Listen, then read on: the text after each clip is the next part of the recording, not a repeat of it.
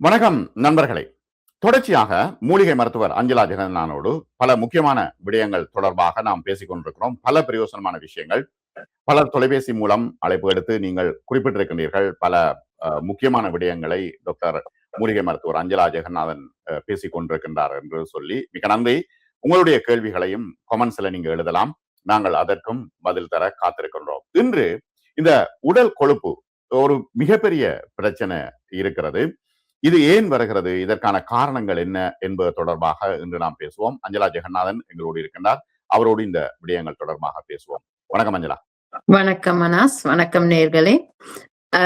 இன்னைக்கு நாங்க தமிழ் மக்கள் நிறைய பேர் கஷ்டப்படுற ஒரு விஷயத்த பத்தி தான் கதைக்க போறோம். கஷ்டம்னு சொல்றதை விட இது அவங்களுக்கு இருக்குன்றதே நிறைய பேருக்கு தெரியாது.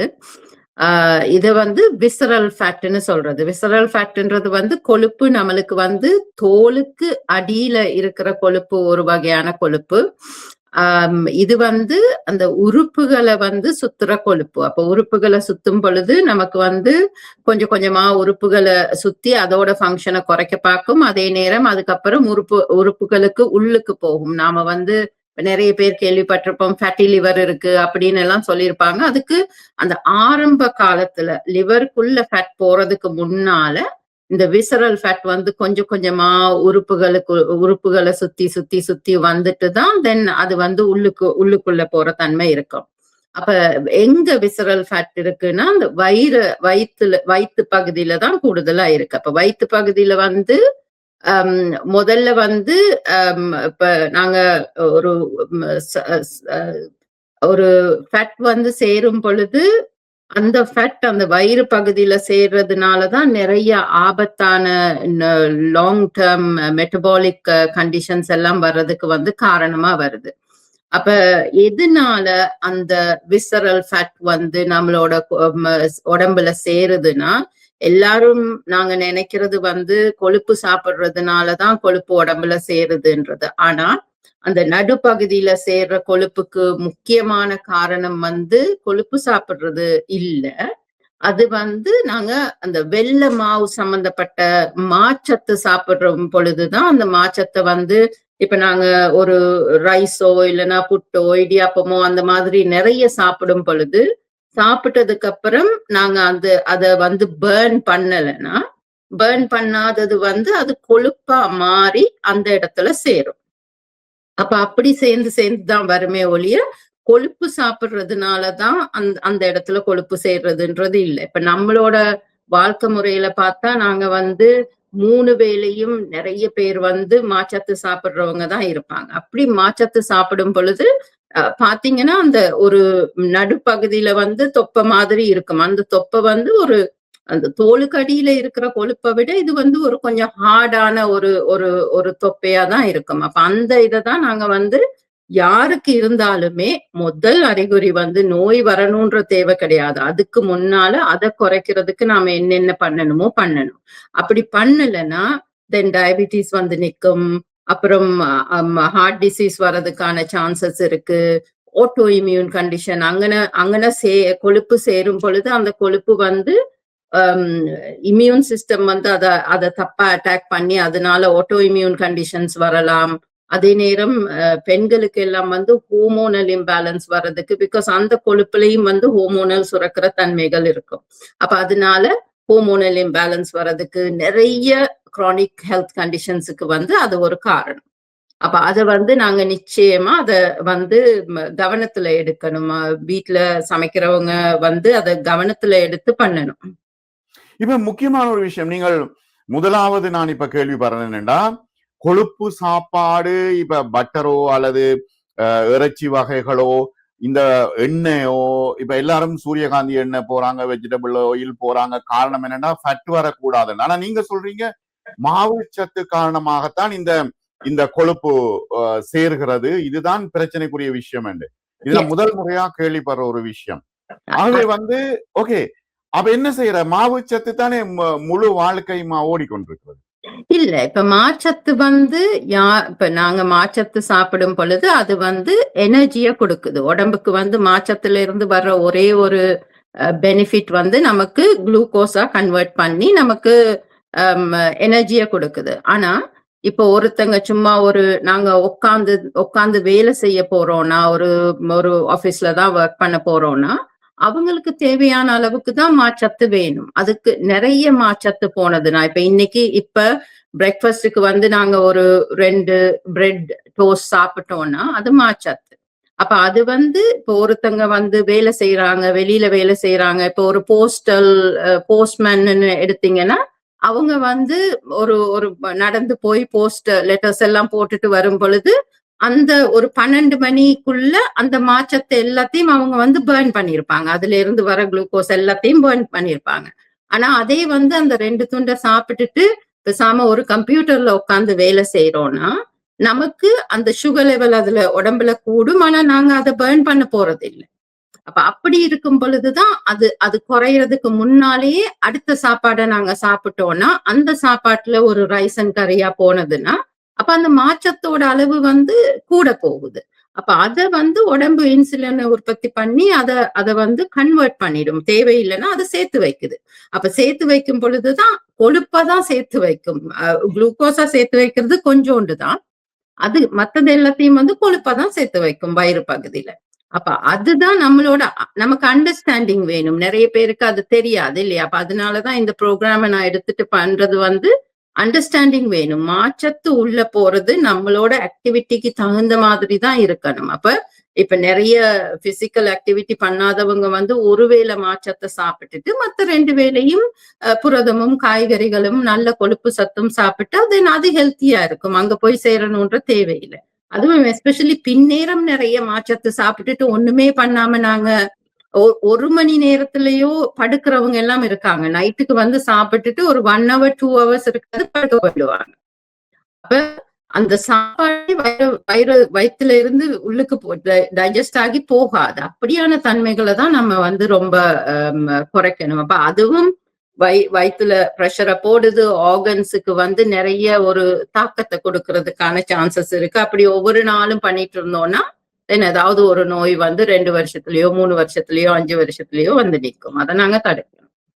அது சரி, நல்ல உதாரணம் ஒண்ணு சொன்னீங்க. போஸ்ட்மேன் உதாரணம் உண்டு. ஏன்னா அவர் நிறைய நடக்கிறார். இப்ப ஊர்லன்னா விவசாய உதாரணம் சொல்லலாம். ஏன்னா அவர் அவ்வளவு ஒர்க் பண்றாரு. இங்க வந்து நீங்க நல்ல உதாரணம்னு சொன்னீங்க. ஆகவே வந்து இப்ப இந்த பிரச்சனைகளை தீர்க்கிறதுக்கு நடையா முக்கியம். நடை வந்து மிக முக்கியமான ஒரு விஷயமா இருக்குமா? எஸ், எக்ஸசைஸ்ன்னு பார்க்கும் பொழுது நாங்க வந்து கூடுதலா எல்லாரும் பண்ணக்கூடியது வந்து நடக்கிறது வந்து ஈஸியா இட்ஸ் ஃப்ரீ. அதே நேரம் அது வந்து ரத்தோட்டத்தை வந்து எல்லா இடத்துக்கும் வந்து கொண்டு போறதுக்கு வந்து ஈஸியா இருக்கும். அப்ப அது நிச்சயமா நட வேணும். அது தாண்டி வந்து நமக்கு கொஞ்சம் ஒரு மசில் டோனிங் வேணும். அப்ப மசில் டோனிங் வேணும்னா கொஞ்சம் வெயிட், ஒரு ஸ்ட்ரென்த் ட்ரைனிங்கும் வந்து கொஞ்சம் வேணும். அப்பதான் நம்ம வந்து டோனா இருக்கும் பொழுதுதான், அதாவது அந்த இடத்துல இருந்து இப்ப நாங்க டோனா இல்லாம இருந்தோம்னா டக்குன்னு குனிஞ்சு ஏதாவது எடுத்தோம்னா முதுகு பிடிச்சுக்கும். அந்த மாதிரியான விஷயங்கள் எல்லாம் இல்லாம இருக்கணும்னா நம்ம டோனாவும் இருக்கணும். அப்ப அந்த நாங்க என்ன மூவ் பண்ணினாலும் அது வந்து ஈஸியா பண்ணக்கூடிய அளவுக்கு இருக்கணும். அப்ப அது 2மே வேணும். இப்ப வயிற்று பகுதி தான் மிகப்பெரிய பிரச்சனை. நீங்க இந்த படத்துல காட்டுற நேரம் வயிற்று பகுதியை காட்டியிருக்கிறீர்கள். ஆனா முக்கியமான ஒரு விஷயம் நான் கேள்விப்பட்டேன், இந்த வயிற்று பகுதியில உள்ள கொழுப்புகளை வந்து உறிஞ்சி எடுக்கிற ஒரு சிகிச்சை முறை இருக்குன்னு. அப்படி இருக்கா? அது வந்து ஒரு காஸ்மெட்டிக் இதுக்காக வேண்டி போய் பண்றது தானே. அதுல வந்து சைடு எஃபெக்ட்ஸ் எல்லாம் நிறைய இருக்கு. ஏன் எந்த ஒரு ப்ரொசீஜர்லயுமே வந்து நாங்க ஒரு ஆபரேஷனோ ஒரு ட்ரீட்மெண்ட்டுக்கு போனோம்னா அதுல சைடு எஃபெக்ட்ஸ் இருக்கு இல்லையா? அப்படி போக தேவையில்லை. இதுக்கான காரணம் என்னன்னு நாங்க கண்டுபிடிச்சோம்னா அந்த காரணத்தை நாங்க சரி பண்ணிட்டோம்னா சரியா போயிடும். நான் வந்து எனக்கு பேஷண்ட்ஸ் எல்லாம் வந்தா நான் சொல்லுவேன், ஓகே நீங்க புட்டு இல்லைன்னா சாப்பிட முடியாது அந்த மாதிரி சொல்லும் பொழுது, மாற்றத்து சாப்பிடும் பொழுது இப்ப ஓட்ஸ் மாவு யூஸ் பண்ணிக்கலாம் நமக்கு ஈஸியா. ஓட் பிராண்ட் யூஸ் பண்ணலாம். அதுல எல்லாம் நார் சத்து நிறைய இருக்கு. அப்ப அதை வந்து அந்த புட்டு மாவோட கலந்து பண்ணினா தென் அதுல புரதமும் வந்துரும், நார் சத்தும் வந்துரும். அப்ப உள்ள போற மாற்றத்தோட அளவு குறையும். ஆனா நாங்க சாப்பிடும் பொழுது அப்ப சந்தோஷமா சாப்பிடுற மாதிரி அளவை குறைக்காம அதே அளவு சாப்பிடலாம். இல்லைன்னா ஏதாவது வெஜிடபிள்ஸ போட்டு அந்த புட்டை பண்ணலாம். ரைஸ் ரைஸ் சாப்பிடும் பொழுது ரைஸ வந்து கொஞ்சம் ஊர்ல மாதிரி அந்த தண்ணிய எடுத்துட்டு வடிகட்டிட்டு சமைக்கலாம். இல்ல சமைக்கும் பொழுது கொஞ்சம் கோகோனட் ஆயில கலந்துட்டு சமைச்சு ஆற வச்சுட்டு ஃப்ரிட்ஜ்ல வச்சுட்டு அடுத்த நாள் சாப்பிடலாம். அப்படி சாப்பிடும் பொழுது அதுல இருக்கிற சுகரோட அளவு வந்து பாதிக்கு பாதி குறைஞ்சிரும். அந்த சுகர் வந்து ஒரு ரெசிஸ்டன்ட் கார்போஹைட்ரேட்டா போய் அந்த வயிற்றுல இருக்கிற பாக்டீரியாவுக்கு சாப்பாடா போகும். அப்ப ரத்தத்துக்குள்ள சுகரை கூட்டாது. அப்ப டயபிட்டிஸ் இருக்கிறவங்க எல்லாம் அந்த மாதிரி பண்ணலாம். ரைஸ் சாப்பிட்டே ஆகணும்னா தென் அந்த மாதிரி பண்ணலாம். இப்ப ஊர்ல பழைய சாதம் சாப்பிடுற மாதிரியான ஒரு விஷயம்தான் அது. ஸ்ரீலங்கால தான் அந்த ரீசர்ச்சை வந்து பண்ணியிருக்காங்க. அப்ப கோகோனட் ஆயில் கலந்து சமைச்சு அடுத்த நாள் வச்சுட்டு 12 மணி நேரம் ஃப்ரிட்ஜில் வச்சுட்டு சூடு பண்ணி சாப்பிட்டா அந்த அந்த சுகரோட அளவு வந்து பாதிக்கு பாதி குறைஞ்சிரும். அந்த மாதிரியான விஷயங்களை நாம கொஞ்சம் கொஞ்சமா பண்ணிட்டு வந்தோம்னா தெரியாமலே அந்த வயிறை சுத்தி இருக்கிற கொழுப்பு வந்து கொஞ்சம் கொஞ்சமா குறைஞ்சி வர்றதை வந்து நம்ம கவனிப்போம். அப்படி குறையும் பொழுது நமக்கு எனர்ஜி லெவல்ல இருந்து வேற நோய் வராம தடுக்கிறதுல இருந்து நிறைய பெனிஃபிட் வந்து உடம்புக்கு வரும். இப்ப ஆபத்தான கொழுப்பு, நல்ல கொழுப்பு ரெண்டு விஷயத்த டாக்டர்மார் சொல்றாங்களே இந்த பிளட் டெஸ்ட் எடுக்கிற நேரம், அதுக்கும் இதுக்கும் சம்பந்தமா? இல்ல, அது நீங்க கொலஸ்ட்ரால்ல இருக்கிற கெட்ட கொழுப்பு நல்ல கொழுப்பை பத்தி சொல்றீங்க.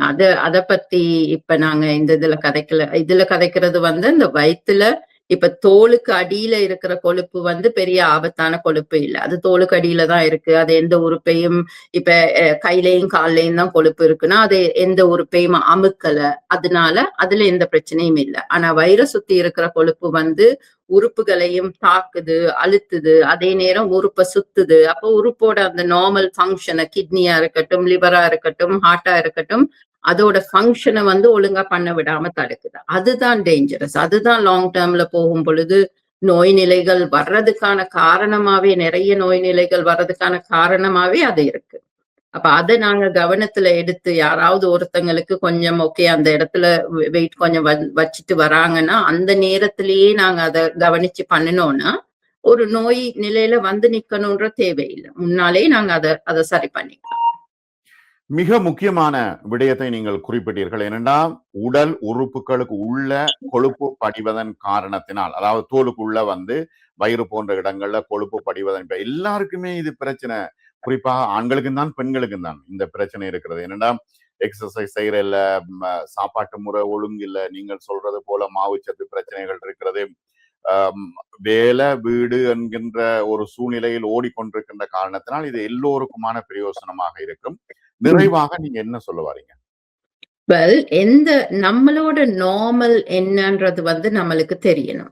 என்னோட இந்த உடம்போட நல்ல நார்மல் என்ன, சமநிலையா இருக்கும் பொழுது எப்படி இந்த உடம்பு வந்து எனர்ஜி நல்லா இருக்கும், காலையில எழுந்த உடனே எந்தவித ஒரு நோய் தன்மை ஐ மீன் பெயினும் வந்து உடம்புல இருக்கக்கூடாது, ஸ்டிஃப்னஸ் இருக்கக்கூடாது, மனசு வந்து கிளியரா இருக்கணும். அப்படி இருக்கிறது தான் எழுந்த உடனே டாய்லெட் போறதோ யூரின் போறதோ அதெல்லாம் வந்து நார்மலா போனதுன்னா அது நம்மளோட நார்மல் ஒரு பெஞ்ச் மார்க் மாதிரி. இந்த உடம்புக்கா ஒரு விஷயம் இருக்குதானே, எல்லாருக்கும் ஒரே இதுதானே, அது நமக்கு தெரியணும். அப்ப அதை தாண்டி நம்ம கொஞ்சம் தடுமாறினாலே இப்ப ஒருத்தங்களுக்கு எக்ஸாம்பிளுக்கு வந்து ஒவ்வொரு நாளும் டாய்லெட் காலையில எழுந்த உடனே போகுதுன்னா ஒரு 2 கிழமையா வந்து ஒரு நாள் விட்டு ஒரு நாள் போகுது, 2 நாளைக்கு ஒருக்கா போகுது அப்படின்னு வரும் பொழுது அந்த நேரத்திலேயே நாங்க அதை சரி பண்ணினோம்னா அது ஒரு நோயா வந்து நிக்காது. அப்ப நம்மளோட நார்மல் என்னைக்குமே அந்த அவேர்னஸ் இருக்கணும், நம்ம பாடியோட அவேர்னஸ் இருக்கணும், இது என்னோட நார்மல். அதை விட்டு தடுமாறும் பொழுது இப்ப ஒருத்தங்க காலையில எழுந்திருக்கும் பொழுது நல்ல எனர்ஜைஸ்டா எழுந்திருக்கிறாங்க, ஆனா கொஞ்ச நாளா வந்து எழுந்திருக்கவே முடியல, கண் எல்லாம் வலிக்குது, ஈவந்தோ தூங்கினா கூட எழுந்தா தூக்கமே காணாத மாதிரி இருக்குன்னா அந்த நேரத்திலேயே நாங்க ஏன்னு யோசிச்சு ஏதாவது ஒண்ணு பண்ணணும்.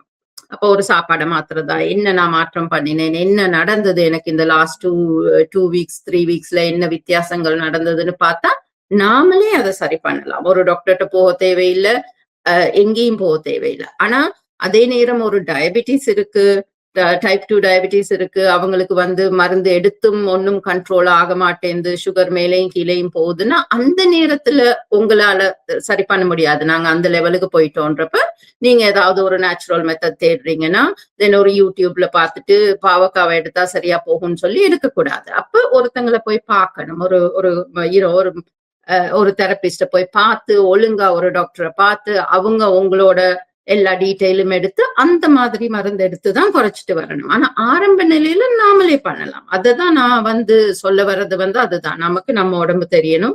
அப்ப தடுமாறும் பொழுது நார்மலுக்கு கொண்டு வர்றதுக்கு தேவையானது. மிக நன்றி. முக்கியமான ஆலோசனைகளை சொன்னீர்கள். மிக நன்றி. அடுத்த காணொளியில் நாம் சந்திப்போம். வணக்கம். தேங்க்யூ.